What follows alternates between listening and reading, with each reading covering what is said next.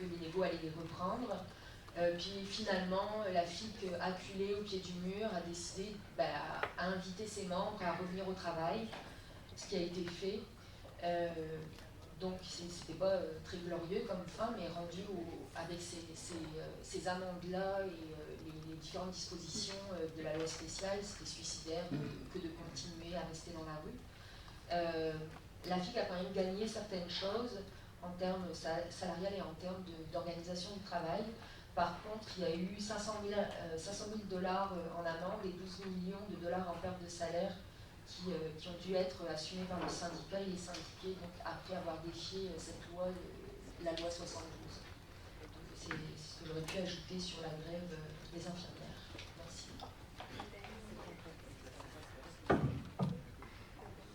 Oui, je vais prendre une question, commentaire.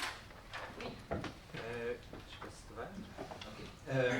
Philippe, je suis du syndicat des profs du Collège Antique. J'avais une question. Là, je n'ai pas le texte avec moi, mais je sais que dans la loi spéciale de 2005, il y a un article au sujet de inciter, amener, recommander, encourager à aller contre les dispositions de la loi spéciale. Puis je me demandais exactement comment est-ce qu'on doit interpréter cet article-là, parce qu'il me semble, j'ai un souvenir un peu vague, parce que j'étais déjà prof en 2005, mais c'est plutôt vague dans ma tête, mais il me semble qu'il y avait été question que porter un brassard noir au travail pouvait être interprété comme le fait de recommander ou d'amener ou d'encourager à défier la dite loi. Fait que je me demandais, puis entre autres, en tout cas c'est peut-être là, peut-être que vous n'avez pas la réponse, c'est correct, mais par rapport à la liberté d'expression, parce qu'on parle de liberté d'association, droit de grève, mais est-ce qu'il n'y a pas moyen aussi d'argumenter au contraire que sur la base de la liberté d'expression, on peut quand même, on n'est quand même pas à des propos haineux là, en parlant de loi spéciale. Je reviendrai pour décider plus tard. On pourrait peut-être prendre les trois personnes au micro, puis ensuite vous avez le temps de répondre. Monsieur? Christian Gage, syndicat de l'enseignement de l'Ouest de Montréal et de la FAE. Tout récemment, on a entendu le ministre Coiteux laisser mijoter l'idée d'une loi spéciale concernant les traversiers, tout ça. Donc, tranquillement, on voit que notre monsieur Coiteux distille l'idée d'une loi spéciale. C'est stratégique, il y a toujours cette lenteur dans les négociations. On fait des pressions, il n'y a rien qui bouge, puis on nous scande tout le temps qu'ils n'ont pas d'argent. Bon. Est-ce qu'il y a déjà une équipe qui est prête à mettre en place, à chaque fois que les monsieur Coiteux et Couillard de ce monde se mettent à parler, une équipe pour un contre-discours, automatiquement, et même prendre les devants. Autrement dit, permettez-moi de prendre cette expression-là, y a-t-il moyen de contrôler la glace à la première période?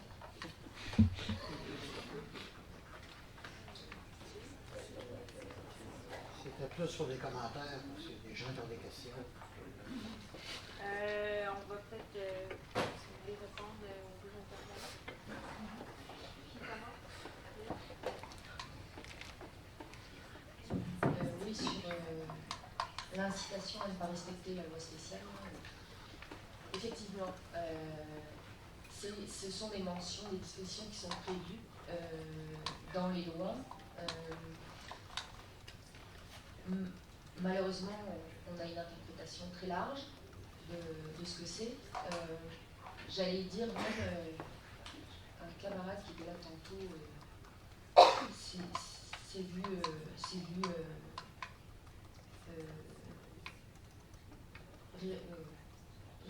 réprimandé, c'était plus grave que ça, pour avoir porté un signe distinctif au travail. Donc, sans aller juste à ce genre de disposition légale. Donc c'est sûr qu'on interprète ça largement, puis le pendant, la liberté d'expression, on prend. Mais à chaque fois, là, c'est dans la balance, mais c'est pas la liberté d'expression qui gagne. C'est toujours l'interdiction d'inciter qui remporte, malheureusement. Mais bon, c'est pour ça qu'il faut abandonner, il faut continuer à arborer nos macarons de compagnie.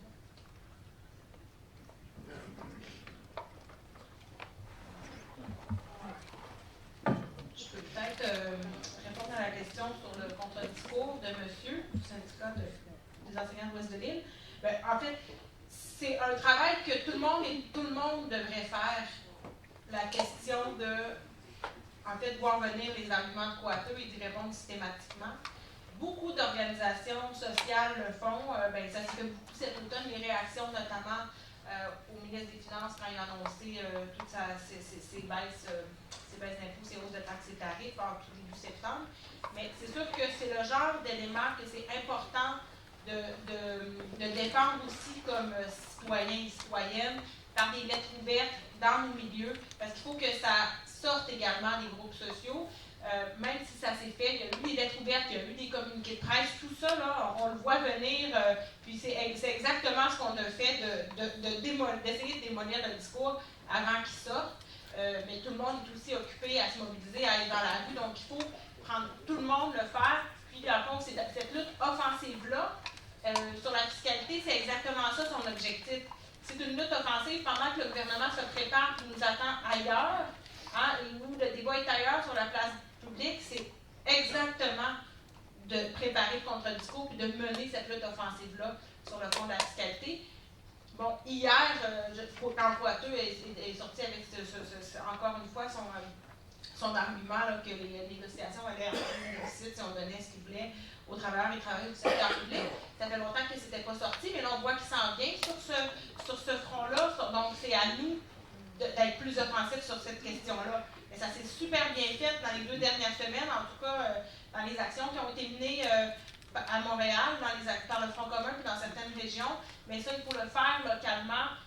En 2012, la CIE avait utilisé la taxe sur le capital pour la mettre en lien avec la gratuité scolaire. Donc, il faut montrer au monde qu'il y en a de l'argent. Il ne faut pas hésiter à le chiffrer parce que quand on voit l'argent qu'on peut aller chercher seulement en traitant les revenus de travail, par exemple, de la même façon que les gains en capital et les dividendes, etc., 1 milliard de dollars, si on compare ça aux petits, c'est 40 millions, chapeau les filles, là.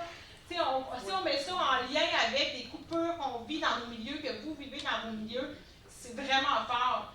Et il faut le faire. Donc, bref, les groupes sociaux le font avec les moyens qu'ils ont. Je pense qu'il y a eu beaucoup d'outils sur ces questions-là qui ont été faits cet automne. Il y a plusieurs vidéos qui circulent sur toutes sortes d'affaires. Maintenant, il faut se l'approprier dans les luttes locales, puis il faut le porter dans nos discours, puis il faut vraiment tout le monde essayer de contrer le discours de Coateux.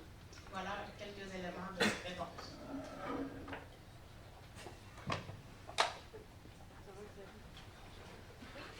Oui, bonjour, Sébastien Adam du Collège de Rosemont. J'aurais une question plus factuelle concernant la contestation des pénalités ou des sanctions qui ont été incluses dans les lois spéciales dans le passé. Donc, on s'entend que le fait de violer une loi n'autorise pas tous les châtiments. Les tribunaux reconnaissent que certains châtiments sont cruels ou inusités. Qu'en est-il, en fait? Moi, j'entends 3 mois de salaire perdu pour une journée de grève illégale. Si ça, c'est pas cruel, inusité ou démesuré comme châtiment, je ne sais pas ce qu'il voudrait. Pourtant, les tribunaux se prononcent, là je ne suis pas spécialiste en droit, je ne suis pas avocat, je crois que les tribunaux quand même se prononcent régulièrement sur l'adéquation ou non des sanctions qui sont imposées dans le cas de gens qui ont été condamnés pour différents crimes. Est-ce que ces sanctions-là ou leur aspect démesuré a été spécifiquement attaqué par les centrales syndicales ou par des juristes plus progressistes? Et avec quel résultat, évidemment? Salut, juste un commentaire et une question. Mon nom est Jonathan.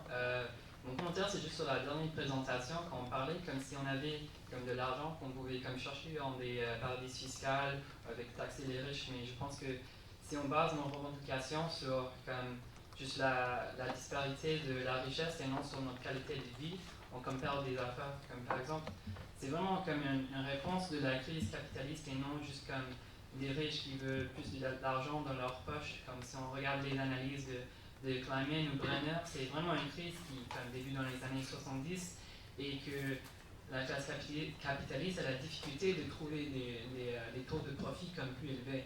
Et donc de juste penser que si on juste cherche de l'argent quelque part d'autre, je pense que ça nous donne comme une desservice un peu parce que si nous sommes dans la crise, et je pense que bien sûr au Canada on se voit que nous sommes dans une situation pour même les capitalistes dure pour trouver des taux rentables, que ça nous donne pas beaucoup de l'espace pour lutter si c'est juste en partager la richesse plus efficacement.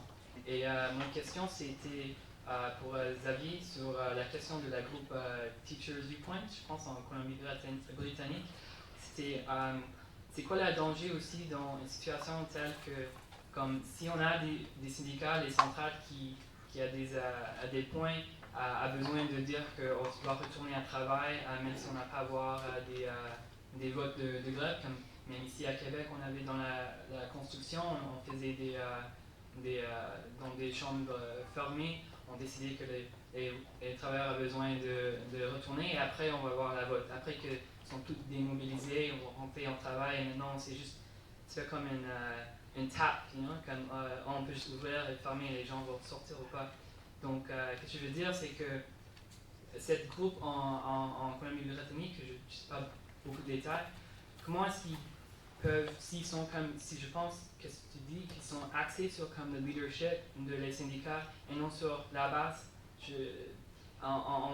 aller à des congrès et passer des résolutions, mais ne préparent pas la base pour dire non, c'est vraiment le syndicat qui va toujours nous mettre dans la merde et de juste, on a besoin de plus de démocratie, donc finalement on doit comme battre le syndicat aussi. Merci. Merci. Donc on va arrêter là pour l'instant parce que je pense que les trois panélistes peuvent déjà intervenir à chacun. Est-ce que on commence par Léa avec les sanctions? Oui, de mémoire, je me souviens plus que s'il y a une contestation, ce que ça a donné, mais effectivement, c'est complètement ahurissant d'avoir des montants exorbitants comme ça, d'imposer 3 mois de salaire en moins pour avoir organisé une grève. Là, on parlait de 500 000 $ d'amende en tout. Peut-être un parallèle qui pourra vous expliquer, en fait, justifier la différence entre la loi spéciale et, puisqu'on est dans le secteur public, quand il y a des services essentiels à maintenir et quand il n'y en a pas. Quand on vous empêche de faire la grève, mais qu'il y a des services essentiels à maintenir, on doit toujours regarder si la santé de la population et la sécurité de la population est assurée. Donc vous avez un critère. Puis on organise les services en fonction de ça. Quand vous avez une loi spéciale, donc en dehors, même si il y a une grève et que les services essentiels sont assurés, le gouvernement peut adopter une loi spéciale et dans ce cas-ci, il n'a aucun critère à respecter, il fait ce qu'il veut. Donc c'est pour ça que là, il a posé des conditions, des amendes et des retenues salariales complètement ahurissantes, mais il n'y a rien qui l'empêche de faire ça. Alors après, il faut contester effectivement, mais effectivement, je vérifierai dans quelle mesure ça a été contesté, mais j'ai pas souvenance. Xavier? Oui, pour répondre à la question qui était posée sur le rôle de Teacher Viewpoint. Mais d'abord, j'ai été très rapidement, j'avais trop d'informations pour le temps que j'avais. Mais il y a vraiment 2 trucs là. Il y a la grève de solidarité dont j'ai parlé, qui a amené la mobilisation dans une grève illégale des gens qui sont membres du SCFP. Et là, l'exécutif a joué un rôle important du SCFP pour appeler les mesures et faire circuler des résolutions de solidarité en cas de grève pour qu'on suive et qu'il y ait un mouvement qui se mette en place. Et ça, c'était intéressant parce qu'on avait un leadership là qui appuyait la grève.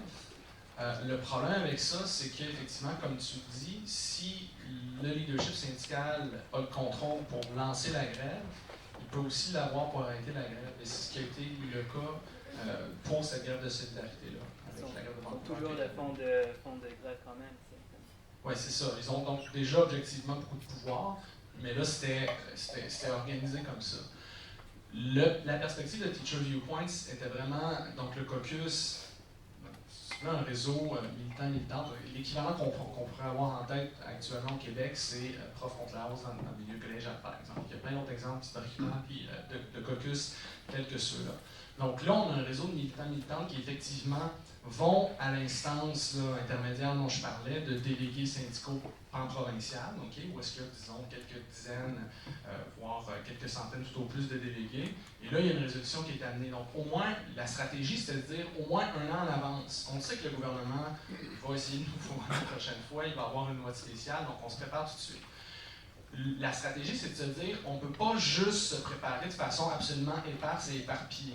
Il faut qu'il y ait un mot d'ordre pour que tout le monde sache qu'il va y avoir un effort collectif dans tous les syndicats locaux pour faire lever la grève. Donc ça, c'est l'idée de confronter les dirigeants dans une instance comme ça, de déléguer, de dire, on annonce à tout le monde qu'on a une résolution, on adopte une résolution pour se dire, la grève va être nécessaire, il faut se mobiliser en conséquence. Une fois que ça a été fait, la stratégie, c'était dans les différents caucus locaux de Teacher Viewpoint, donc où il y a 2, 3 personnes, des fois 10 personnes dans les différents syndicats locaux, de reprendre les résolutions et d'amener les débats en Assemblée générale et, plus on se rapproche de la grève, éventuellement de faire passer la grève, d'organiser le vote, de mobiliser, d'intervenir très très activement à la machine à café, dans les réunions, d'aller prendre des bières, de façon informelle aussi et formelle dans les assemblées, pour qu'il y ait un travail, effectivement, de mobilisation rank and file, avec les membres ordinaires du syndicat. Ça, c'était reconnu comme absolument crucial. Et on avait l'idée que non seulement il fallait mobiliser à la base, mais il fallait aussi prendre des mesures formelles dans les instances pour que plus tard aussi les dirigeants soient poussés ou soient forcés de respecter le processus démocratique. Donc c'est pour ça donc, la motion qui forçait la direction à ne pas pouvoir appeler la fin de la grève sans consultation à la base. Mais il y a d'autres exemples dont Tara m'a fait mention. Une de celles-là, c'était dans différentes instances où on votait sur la grève dans le syndicat. Parfois, on demandait aux conseillers juridiques du syndicat de sortir de la salle. Ça peut être très utile d'avoir des conseillers juridiques. À certains moments, quand c'est crucial, peut-être qu'on a entendu l'argument, puis là, on se dit oui, on sait ce qu'on subit comme conséquence, sinon on va prendre une décision politique. Plus juste juridique, mais politique. Donc, on est super content de le savoir. Mais des fois, ce genre d'intervention-là, pour que le contrôle de la base soit permis, perpétué, c'est ce qu'on faisait aussi. Je vais répondre à l'autre partie de la question de Jonathan. Bien, en fait, à la coalition, la question de la fiscalité plus équitable, ça fait partie de la base d'unité de la coalition depuis 2010. Moi, je pense pas que ça répond, en fait, que ça peut s'inscrire dans un discours capitaliste. On n'a jamais dit atteignons l'équilibre budgétaire ou le déficit zéro, puis voici comment faire. C'est pas cette game-là qu'on joue. Depuis 2010, ce qui est clair, c'est qu'il y a 2 axes majeurs dans la base d'unité à la coalition. C'est de lutter contre l'austérité, de lutter, en fait, oui, contre l'appauvrissement, contre le saccage des services publics, contre les coupures dans les programmes sociaux, contre les taxes et tarifs. Mais ce qui est super important, c'est la question du respect des droits. Donc, on a toujours mis en lien aussi la question des tarifs, de la hausse des tarifs, des frais de scolarité, puis les coupes dans les autres programmes sociaux avec le respect des droits économiques et sociaux, le droit à l'éducation, le droit à un revenu décent, qui sont directement liés à des conditions de vie décentes. Et pour faire ça, dans le fond, on a utilisé la question de la fiscalité équitable dans le discours avant que ça devienne un objet de lutte. Disons que ça fait depuis 1 an ou 2 que ça a été vraiment clairement emmené plus en plan d'action de la coalition comme un objet de lutte, mais c'est pas pour jouer la game puis embarquer dans le discours capitaliste. Au contraire, on utilise ça pour montrer que ce sont les politiques néolibérales qui ont entraîné plusieurs des politiques fiscales actuelles, puis la crise des finances publiques au Québec. Dans le fond, c'est vraiment les politiques, les choix fiscaux liés directement aux politiques néolibérales qui ont entraîné ça au Québec. Donc, pour nous, on fait toujours le lien entre tout ça, même si ce soir, j'ai pas vu ça comme un atelier de formation, que j'ai peut-être pas, mais en tout cas, nous, les gens l'ont jamais vu comme quelque chose qui s'inscrivait dans le discours dominant, mais plutôt comme une façon de le contrer. Puis, voilà.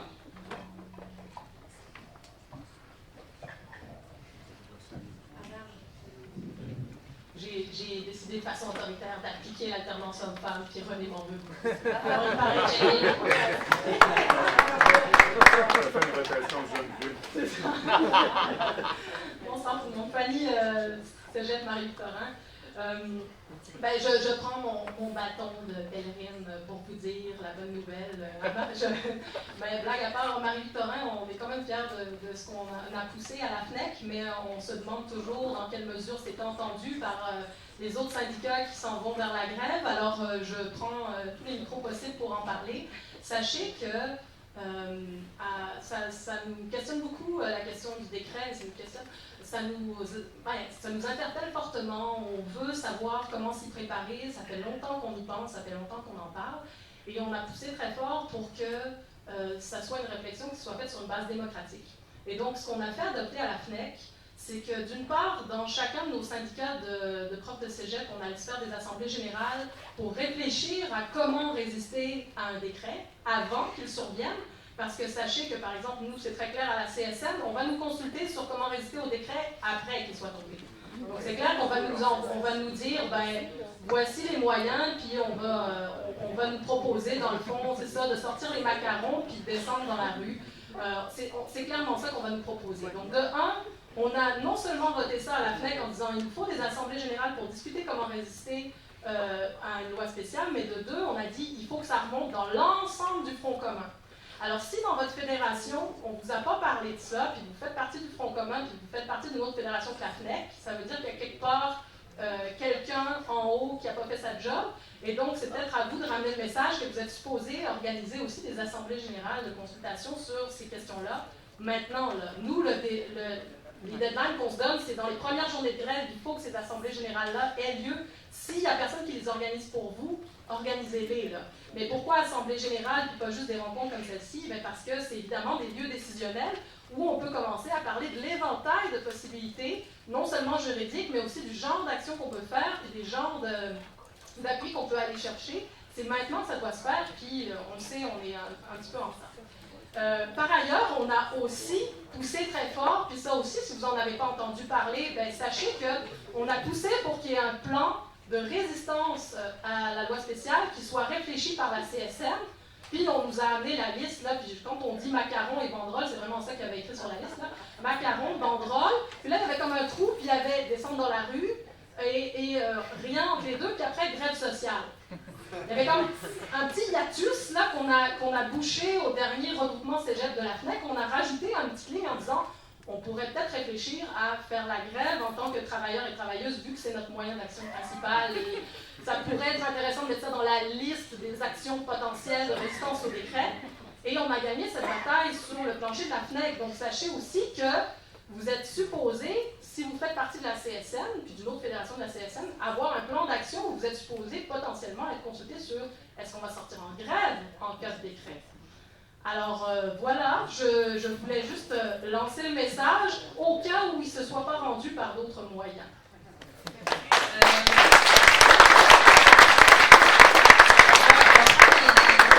Je vous demanderais d'essayer de vous limiter à 2 minutes peut-être par intervention étant donné l'heure qui avance. Oui, de toute façon, Fanny a déjà tout dit ce que je voulais dire.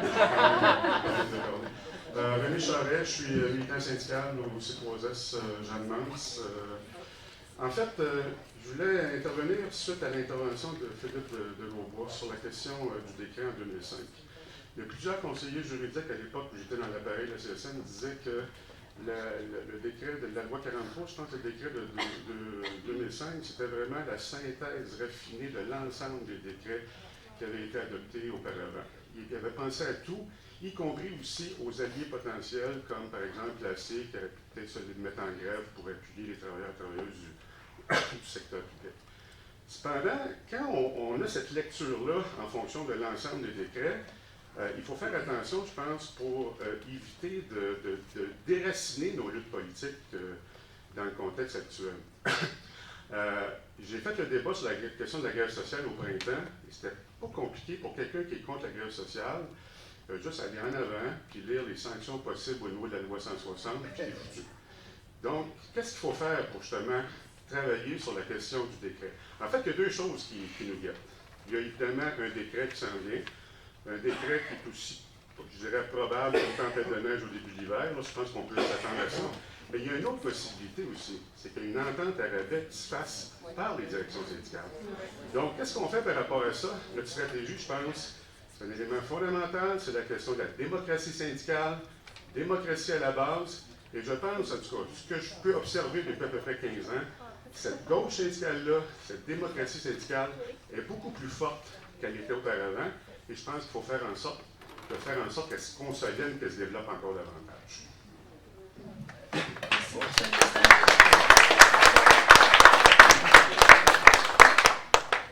Moi, je m'en venais dire beaucoup des choses que Fanny a dit, parce que c'est au même regroupement cégep que Fanny, au même endroit, même affaire. Là, fait que je m'en venais annoncer, puis vous autres, qu'est-ce que bon.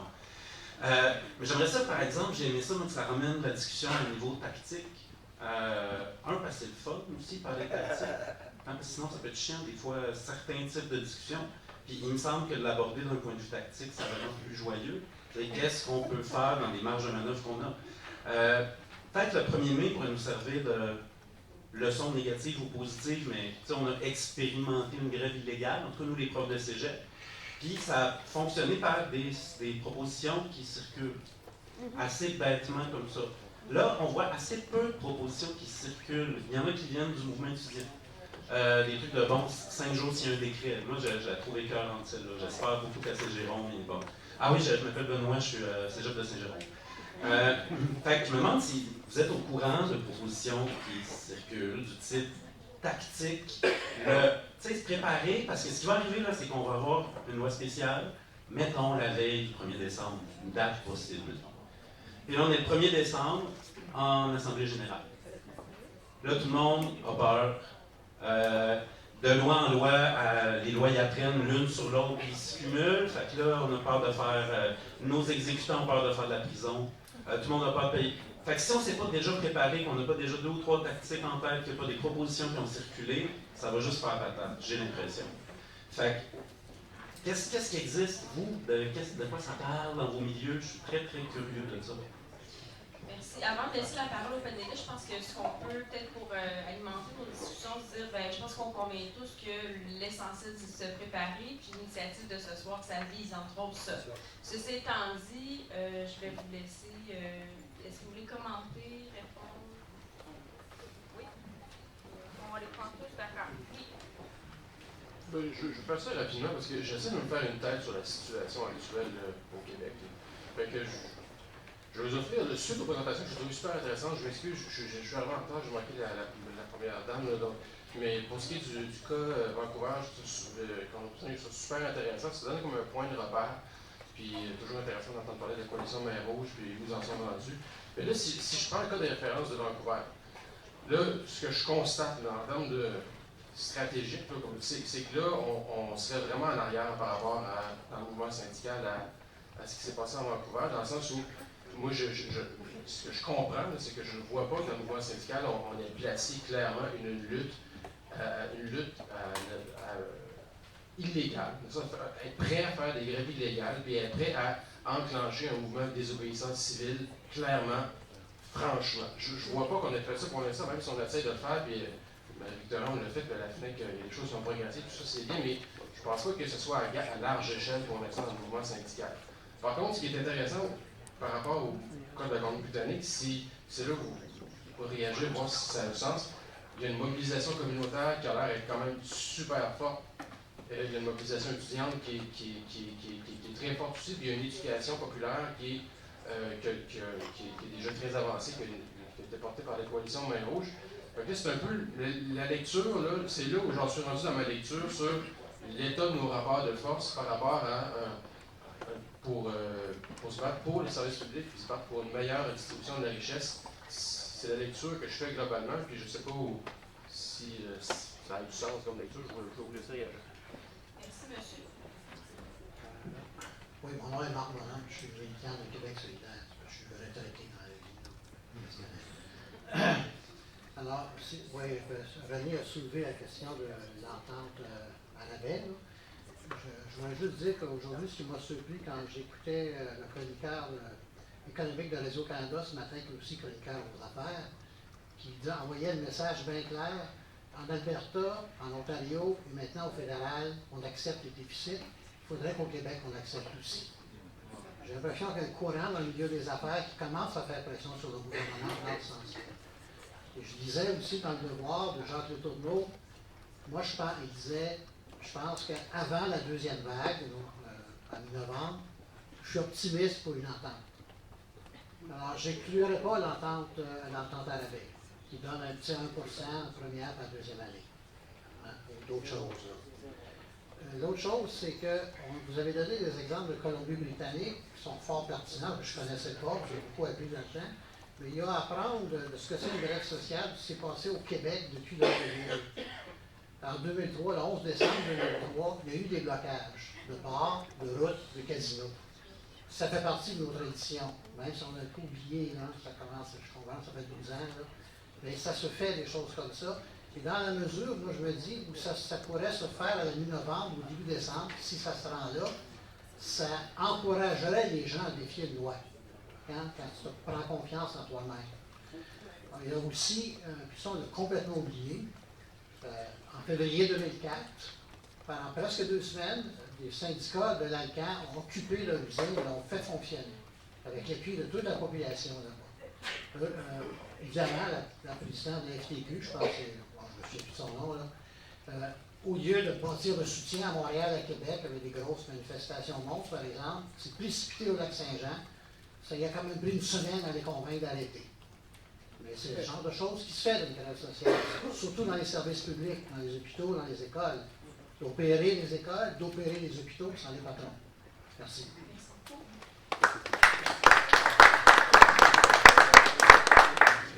Bénédicte, est-ce que tu veux venir à l'avant? Non. Non? OK. Je sens que vous préparez quelque chose d'intéressant. Plus sérieusement, je vais lire un passage d'une déclaration pour le droit à l'insoumission aux décisions autoritaires d'un gouvernement austéritaire. C'est une déclaration à laquelle tout individu, toute personne, si vous avez envie de signer aussi, vous pouvez ajouter votre nom. Donc, ça va comme suit. Amenez-la à votre loi spéciale. Nous, sous-signés, annonçons que nous approuvons et jugeons légitime et justifiée l'opposition à toute loi spéciale visant à faire avancer les réformes néolibérales austéritaires par le biais de conventions collectives imposées. Nous approuvons et jugeons légitime et justifiée l'insoumission contribuant à sanctionner politiquement et économiquement les responsables de l'adoption de telles décisions autoritaires. S'il ne nous appartient pas de dire ou de prédire les formes que devait prendre ce grand charivari de désobéissance que citoyennes, groupes, associations, syndiqués et tant de noyaux des gens préparent et appellent de tous leurs vœux, nous ajoutons notre voix à leur et travaillerons d'un peu partout, chacune à sa manière, à faire naître cette résistance. Notamment, il y aura un rassemblement carnaval au coin de Saint-Denis et Mont-Royal, au lendemain de l'annonce d'une loi spéciale. Notre première victoire, nous l'avons déjà faite. Elle a eu lieu en nous et cette déclaration en témoigne. Victoire contre la peur, le découragement et le sentiment d'impuissance. Elle aura lieu bientôt parmi nous, entre nous, et nous serons nombreuses à chanter bientôt. Moi, je ne chante pas. Tout devient possible. Donc, la feuille est à l'avant. Si vous voulez rajouter votre nom, allez-y, faites-vous plaisir. Mais je dis, il y a vraiment une chanson? Vous avez composé une chanson? Oui, il y a vraiment une chanson. Il y a une chanson et chorégraphie que vous pourrez voir plus tard. Donc, avant de se quitter, on va avoir le droit à la chanson avec la chorégraphie. Donc, on va prendre les 4 dernières personnes au micro, puis ensuite, on va laisser les gens localisés se répondre, puis on va se terminer avec une prestation spéciale. Merci. Oui, Roger Lachey, coordonnateur des campagnes alternatives, aussi membre de la coalition Main Rouge. On a parlé de 2 possibilités à partir de la mi-novembre. Soit une entente à rabais, possible. Je pense que le camarade René Charest a sorti quelques idées autour de la possibilité de contester ou de s'opposer à une entente à rabais. Et il y a l'autre possibilité réelle, celle qu'on discute ce soir, celle d'un décret. Ce qui est très intéressant, c'est le débat et la discussion qui a eu lieu à la coalition Main Rouge autour de la question de comment combattre un décret.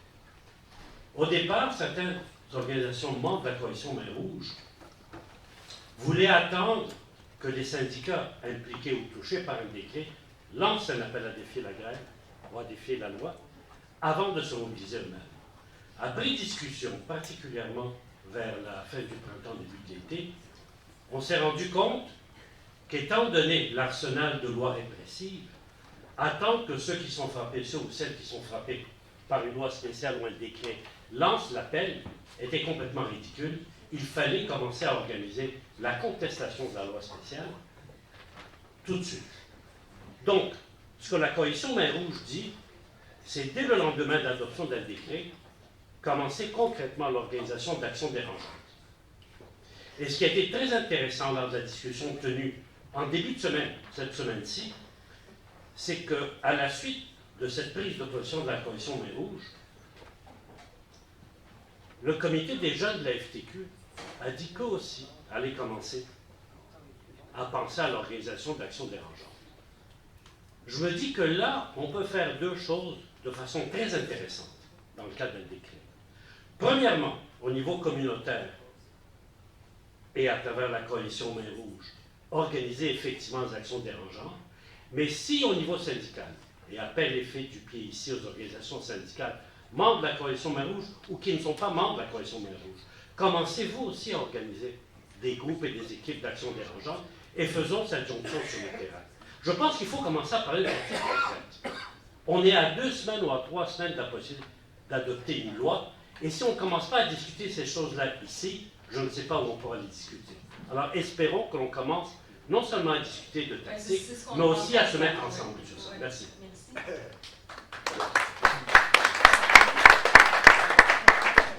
Sébastien, vice-président du syndicat de personnel de soutien de la commission scolaire Marguerite Bourgeois. On est en grève demain, je me lève à 2h ce matin, à 7h. Souhaitez-moi bon courage.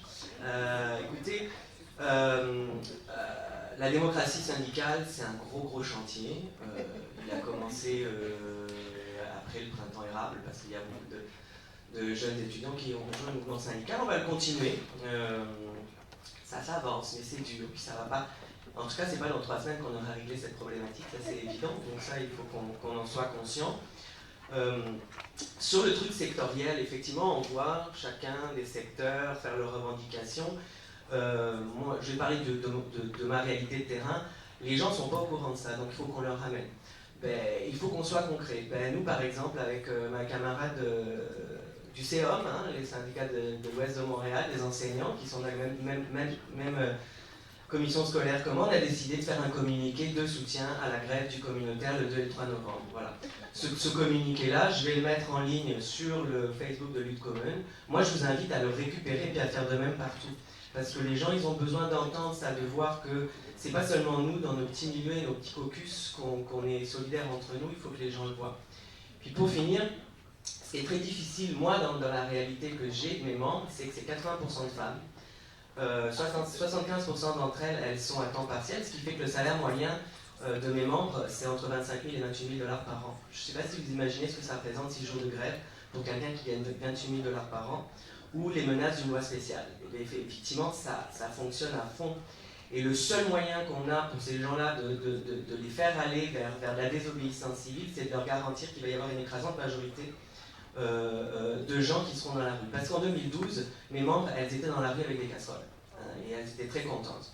Donc, voilà. Et ça, malheureusement, nous, on a beau faire un gros travail de discussion avec les membres, etc., puis d'essayer de les convaincre, il y a un moment donné, effectivement, il faut qu'on puisse se compter. Et là, j'ai l'impression qu'on n'arrive pas encore à se compter sur qui est prêt à aller à la désobéissance civile. Et c'est vrai que dans les instances syndicales, les dirigeantes des fédérations, quand on parle de désobéissance civile, vous avez vu comment ça fait, ça glace le sang, on regarde comme si on n'avait pas d'histoire syndicale, comme si les syndicats avaient toujours été légaux, que notre histoire n'était pas basée sur la désobéissance civile, et comme si un seul mouvement social avait réussi à gagner des droits sans désobéissance civile. Donc il y a tout ce travail, et ça je pense qu'il faut le marteler, et en communication, on est vraiment très faible, et en structuration, c'est vraiment très faible, parce que clairement, il faut qu'on crée des réseaux parallèles de caucus par rapport aux grandes institutions syndicales, etc. On ne l'a pas encore fait, on n'arrive pas à le faire. Donc, au moins pour la prochaine fois, il faudrait qu'on le fasse vraiment, que ce soit solide.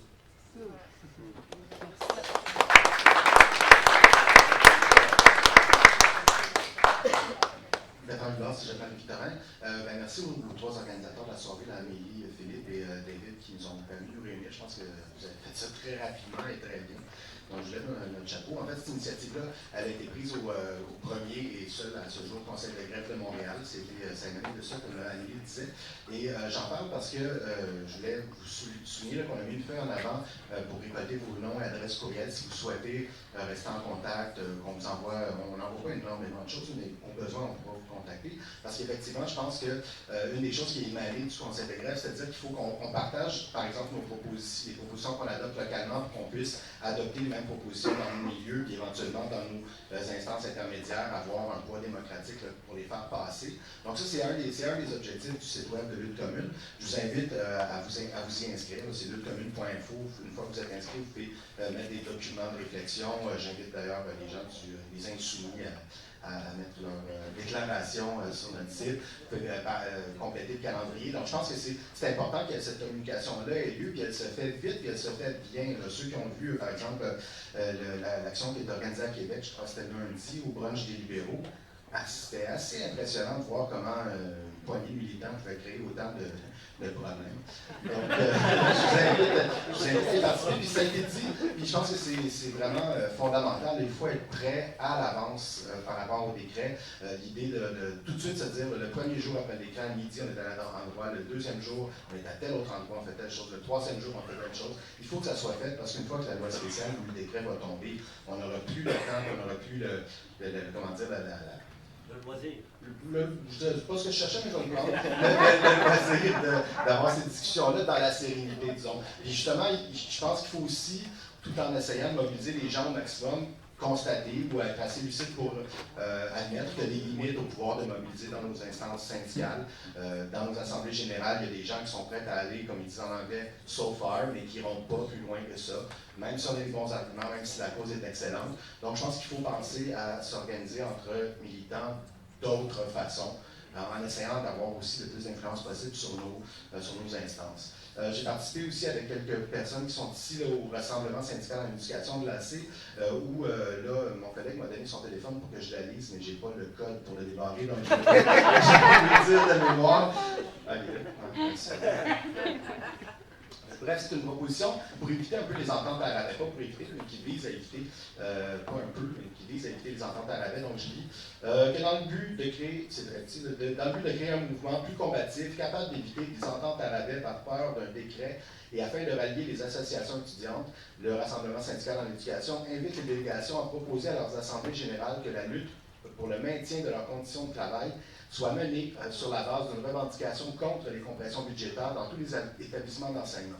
Que cette lutte contre les compressions budgétaires s'articule autour de l'obtention de gains pour les syndicats ou minimalement de la défense du statu quo, puis une amélioration sur ce plan soit considérée un seuil minimal en deçà duquel la fin de la lutte ne soit pas envisagée. Je m'excuse, c'est un peu alambiqué, le RSA, c'était beaucoup de gens qui venaient d'horizons assez différents, donc ça donnait des propositions de ce genre-là. Mais bref, l'idée, c'est ça, c'est-à-dire qu'on envoie tout de suite le message qu'on n'acceptera pas de recul. Je vais mettre un point à cette phrase-là, puis je vais dire, moi je pense que c'est important aussi par rapport au décret et à la loi spéciale d'annoncer clairement, ouvertement qu'il va y avoir de la résistance. Il faut le faire. Il ne faut pas justement s'arranger dans un coin et garder ça secret. Là. Si on adopte des choses, si on décide de faire des actions, il faut que ça circule, il faut que tout le monde le sache qu'au lendemain du décret, ça va être le chaos à Montréal. Je pense que ça pourrait avoir un effet réel.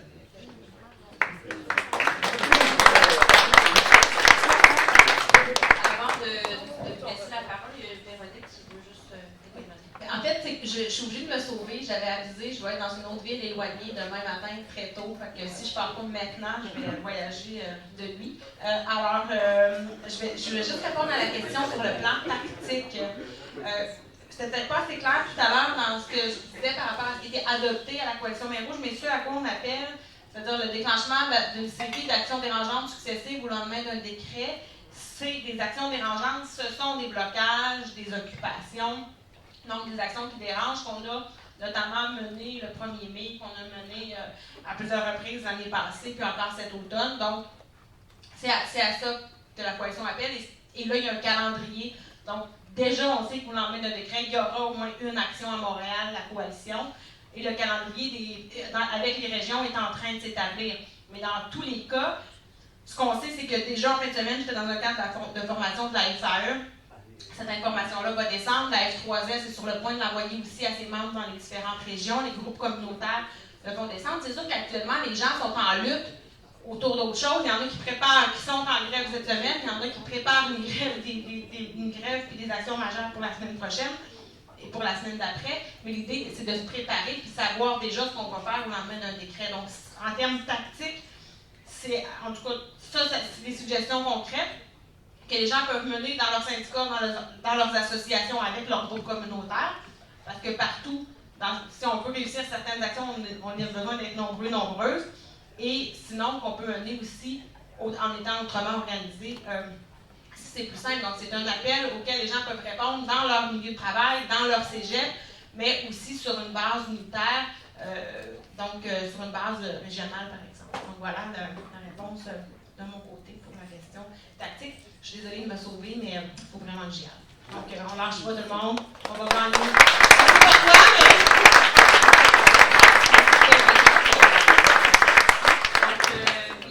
Alors, en fait, ma question, elle est justement dans votre direction, mais écoutez, c'est pas grave. Je vais vous répondre à moi-même. Alors, c'est pas vrai.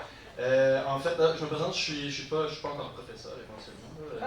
Donc, je suis au baccalauréat à l'UQAM. Et donc, en fait, ma question va sur les perspectives de réseau, justement, de parler de tactique, en fait, avec le rôle du milieu étudiant, du mouvement étudiant. Je pense que tout le monde ici, en fait, oui, alors, mettre en parallèle aussi avec la grève qu'il y a eu la session passée quand même, qui était justement, qui s'est vu malheureusement circonscrire en fait dans les murs des campus avec toute la judiciarisation qu'il y a eu notamment à l'UQAM.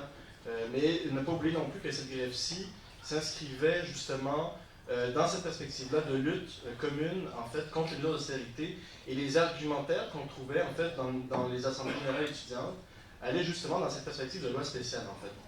Et se basait sur justement ce cadre légal qui était donné par l'échéance des conventions collectives. Alors bon, ça n'a pas eu lieu au printemps pour les raisons qu'on a eues, une répression assez intense qu'il y a eu dès le début, mais n'empêche que le discours reste. Et sur les questions tactiques, ce qu'on entendait aussi, donc ce qui me ramène en fait au rôle et au lien que peut tisser le mouvement syndical avec le mouvement étudiant, c'était justement sur la question des décrets. Et ce que les étudiants et étudiantes disaient, c'était écoutez, si jamais il y a une loi spéciale, et cette grève-ci s'est faite dans cet esprit-là. C'est-à-dire, s'il y a une loi spéciale, eh bien, nous, on a le droit de faire la grève politique, et nous, on va aller bloquer le lieu de travail, des travailleurs et des travailleuses. Et donc, bon, la grève a été tuée dans l'œuf, de façon très intelligente. Je pense que d'ailleurs, il faut préparer, il faut s'instruire de ce qui s'est passé au printemps pour penser un peu l'avenir. Mais je t'arrête tout de suite parce qu'il y a des mandats qui sont pris présentement par des assemblées, par des étudiants qui font la grève ou qui ont décidé de faire la grève si donc les étudiants sont en train d'adopter ça. Le Collège de Maisonneuve va arriver aussi. Ça m'en est justement sur ce point-ci, c'est que... c'est ça. Je vais conclure, mais en fait, ma question est justement, quelles sont les perspectives aussi de liens actuels en vue de la lutte actuelle, et peut-être aussi remettre en rappel qu'en 2005, le décret était sorti à la fin décembre, vers le 23, quelque chose comme ça. Donc peut-être juste aussi prévoir le coup et essayer d'avoir une offensive. Si jamais on veut faire une lutte la veille de Noël, c'est pas très gagnant, au moins qu'on soit quand même original. Mais, donc ma question était où est-ce qu'on s'en rend compte aussi. Merci. Donc Léa Xavier, pour la fin.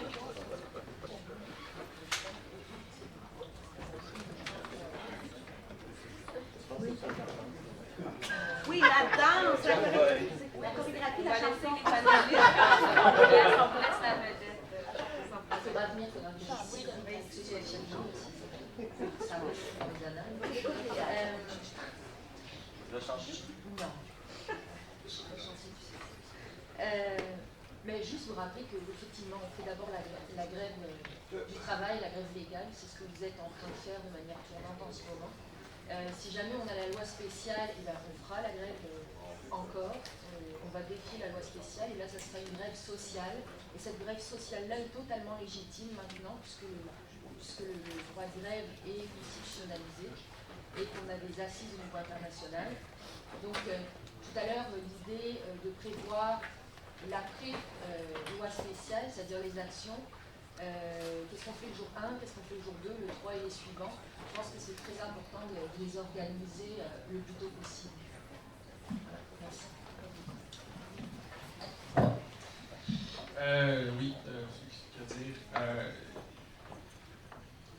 pense que c'est les initiatives, dont celles qui ont été mentionnées, de faire beaucoup de créer de Kawa Montréal, de faire des actions de blocage, etc., c'est absolument important et crucial de faire ce genre de trucs-là, mais évidemment qu'il faut se préparer à faire la grève aussi. Si le gouvernement va faire, on s'entend là-dessus, mais il faut que ça soit au cœur. Il faut que ça soit au cœur parce qu'on ne se fait pas d'illusions. S'il n'y a pas ça, il n'y aura pas grand-chose qui va suivre. Le gouvernement prépare en ce moment une loi spéciale. S'il y a autant de lois spéciales, c'est pas pour rien, c'est parce qu'ils savent très bien que notre pouvoir réside dans la grève. C'est là que ça se trouve. C'est pour ça qu'ils font des lois spéciales aussi sévères. Là. Donc, c'est vraiment, ça doit être au cœur de l'enjeu stratégique. Est-ce que ce qui se passe au Québec, est-ce que le mouvement est en retard sur ce qui s'est passé en Colombie-Britannique en 2005? Oui. Clairement. Mais non, mais évidemment, le contexte est différent. Il faut faire un travail de traduction, pas juste linguistique, mais aussi politique sur ce qui s'est passé en Colombie-Britannique. Et ailleurs aussi, à d'autres moments. Mais objectivement, la base est la même. C'est-à-dire qu'objectivement, en 2005, s'il y a eu des grèves de solidarité massives, en 2004 et en 2005, dont j'ai parlé trop brièvement, c'est pas parce que les gens ils ont tellement un grand cœur en Britannique puis que c'est pas pareil ailleurs. Les gens étaient en tabarnak. Tout le monde se faisait attaquer dans la fonction publique. Les hôpitaux, les enseignants-enseignantes, les services découpés, etc., etc. Le contexte est clairement similaire au plan objectif en ce moment au Québec. Maintenant, au plan subjectif, il y a probablement du retard à rattraper. Je pense qu'en faisant ça, il faut absolument se préparer le mieux possible au décret qui s'en vient. On sait qu'il s'en vient, OK? Mais je pense qu'il faut garder en tête le moyen et le long terme aussi, OK? On va faire de notre mieux cette fois-ci. Hein? Puis je pense que j'ai l'impression, moi, qu'on est beaucoup mieux préparé qu'on l'était en 2010 et en 2005 à bien des égards. Déjà, puis entre autres parce qu'il y a eu une accumulation de lutte, puis il y a une accumulation d'expérience, notamment en 2012, on est étudiant, puis en 2005 aussi, puis bon, il y a eu cette accumulation de lutte-là. Il faut continuer d'accumuler des luttes, il faut faire du mieux qu'on peut là, mais penser aussi à la prochaine fois, puis ce qu'il y a entre la prochaine fois, maintenant, puis les luttes qui vont devoir continuer, parce qu'une fois qu'on a passé les négociations du secteur public, l'austérité, ça continue, puis il faut se réparer. Il faut qu'il y ait des réseaux de militants et militantes qui ressortent de ça, puis qui nous permettent de nous organiser encore plus fort la prochaine fois. Donc voilà.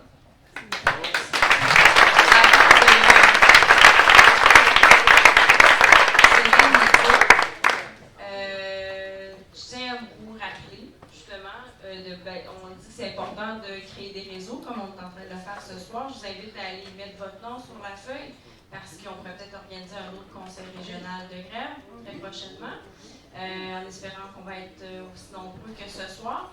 Je vous rappelle aussi que vous êtes invités à donner une petite contribution pour nous aider à payer pour la salle de ce soir. Il y a également des affiches que Véronique nous a apportées. On va mettre ceux qui sont là disponibles si vous voulez en prendre. Et est-ce qu'il y avait d'autres choses à spécifier? Ben, gardez courage parce qu'il y en a beaucoup, je pense qu'on va avoir beaucoup de nuit cette nuit. Donc, peut-être pour nous motiver, encourager, on va se divertir avec une chanson. Oui, une chanson. Alors, oui, ben c'est ça, on aimerait ça. Si vous voulez rester là-dessus, on peut juste tourner la caméra au moins. Mais là, tout le monde, les gens à la maison. S'il n'y a pas de chanson, la loi spéciale passe, c'est sûr. C'est là que ça commence.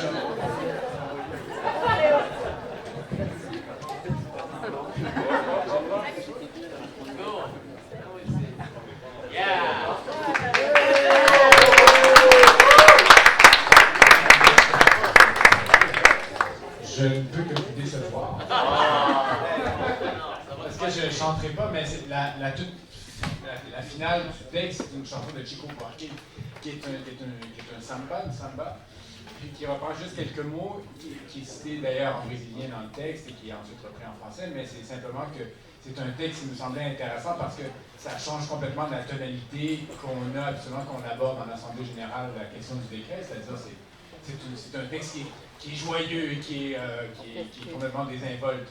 Et c'est un peu la tonalité vers laquelle il faudrait peut-être, vers laquelle on souhaite peut-être, par ce texte-là, orienter une lutte. Mais c'est tout.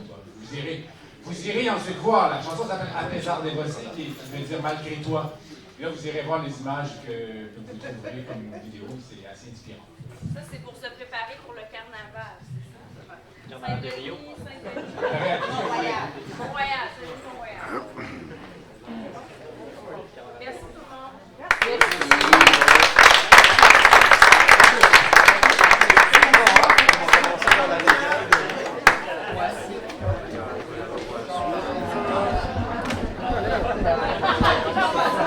Ceci conclut donc la web-diffusion de l'événement de ce soir. Merci à tous d'avoir été des nôtres sur 99media.org. Vous n'oubliez pas de suivre mon compte Facebook ainsi que celui de Twitter à Cyborg Simon, ainsi que les comptes Facebook et Twitter de 99media.org. Merci à tous et passez une excellente nuit et bonne grève pour les autres demain.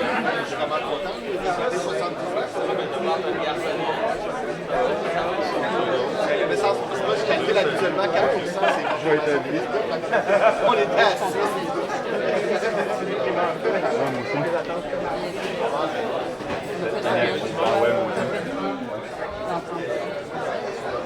Il faut aller se coucher, trouver le sommeil.